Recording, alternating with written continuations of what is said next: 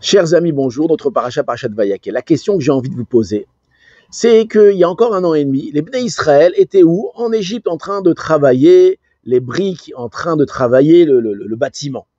Comment est-ce que des gens pareils ont pu réussir à fabriquer le Mishkan? On voit dans le Mishkan, on devait, par exemple, tailler les diamants. Et on sait qu'aujourd'hui, pour apprendre à tailler les diamants, il faut aller dans des écoles spécialisées, c'est très compliqué. Il devait travailler l'or, il devait tisser, il devait fabriquer toutes sortes de choses avec d'une très grande précision et d'une très grande délicatesse.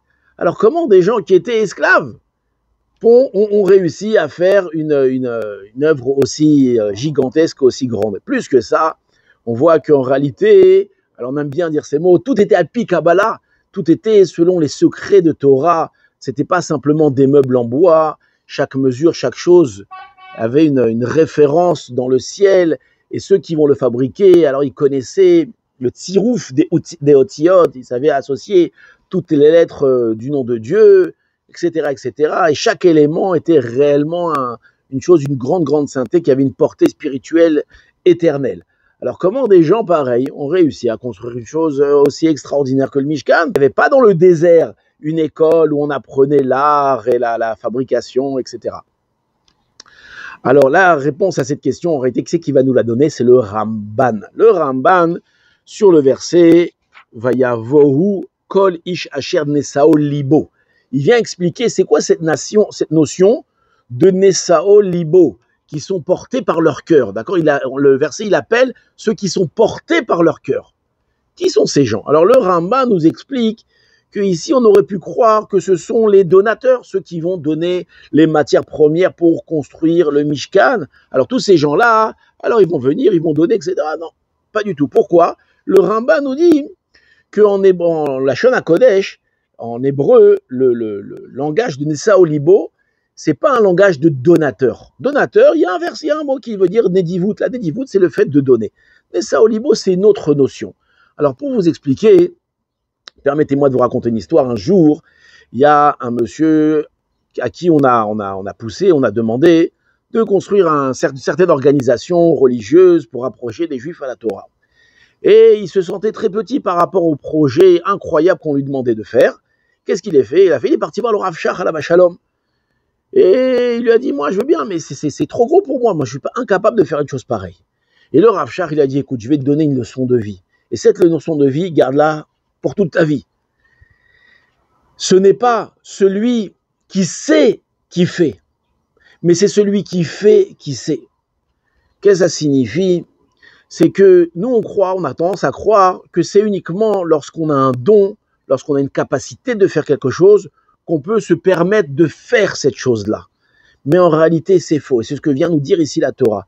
Mais c'est celui qui a la volonté, celui qui va faire.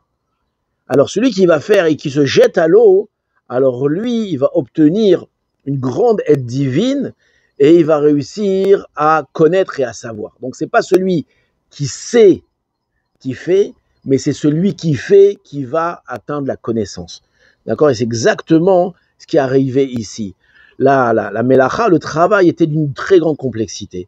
Et donc Hachem, il dit, je ne demande pas à des artisans de venir ou des gens qui ont de l'expérience de venir le faire. Je demande à des gens qui ont le cœur élevé, qui ont une volonté, d'accord, qui ont une envie de servir Hachem, qui ont une envie de grandir. Ces gens qui ont cette aspiration, ces aspirations-là, alors eux, ils seront capables. Et bien exactement ce qu'on voit, c'est que ces artisans sont venus et ils vont réussir à faire des choses extraordinaires. Et qu'est-ce qui va les aider à ça? Nessa Olibo, c'est leur cœur, la volonté de leur cœur et le fait qu'ils se soient jetés à l'eau. Alors encore une fois, jeter à l'eau, ça ne veut pas dire je suis incapable ou je fais le fou et je me balance à l'eau, pas du tout. C'est quelqu'un qui vient maintenant exploiter sa volonté et qui vient montrer à Kajbourou qu'il a une vraie volonté. Alors il va recevoir une grande aide divine.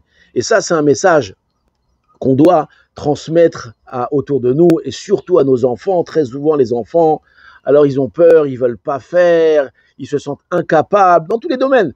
Prenez le foot, un gosse, on lui dit viens jouer au foot, il dit non, moi je ne sais pas jouer, j'arrive pas.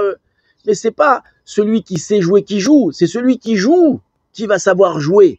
Rentre sur le terrain, commence à essayer de taper le ballon. Alors une fois, deux fois, tu ne vas pas réussir, à la fin tu verras, tu réussiras. etc. Dans tous les domaines de la vie, il y a un devoir difficile, il va pas réussir, il dit mais commence, plonge, commence à le faire et la volonté de le faire et tu verras que c'est justement en commençant et en apprenant qu'on va savoir faire les choses. Ça, c'est vrai dans le domaine matériel de la vie courante, mais c'est encore plus vrai dans le domaine spirituel. Les gens ne veulent pas venir au Beth Midrash, ils ne savent pas étudier, ils ont peur d'une Gemara, on ouvre une Gemara, tout écrit en tout petit, ouh, ça me fait très très peur, mais jamais, je ne sais pas étudier, je ne sais pas le faire. Qu'est-ce qu'on lui dit? Non, c'est pas celui qui sait étudier qui étudie, c'est celui qui étudie qui sait étudier. Viens, assis-toi devant ton livre, prends-le, ouvre-le, et commence à écouter le Rav, prends un crayon, note chaque mot, et tu verras très rapidement, tu recevras une grande aide divine. Et ça, c'est vrai pour tous les domaines de la vie. Pour le Shlom Bayit, pour l'éducation des enfants, on peut se dire, ah, moi je suis incapable d'éduquer mes enfants, je sais pas le faire. Il dit, mais commence à le faire, commence à t'intéresser au sujet. Et c'est en devenant un parent qu'on devient un grand éducateur. Et donc, Bezrat Hashem, que Hashem nous ouvre les portes de la volonté et nous aide à nous jeter à l'eau. Et Bezrat Hashem, n'oubliez pas ce que le Rav Shach il disait, c'est celui qui fait, non je m'embrouille déjà, c'est celui qui fait, qui sait, non celui qui sait qui fait, je sais pas, à vous de le dire. Shabbat Shalom.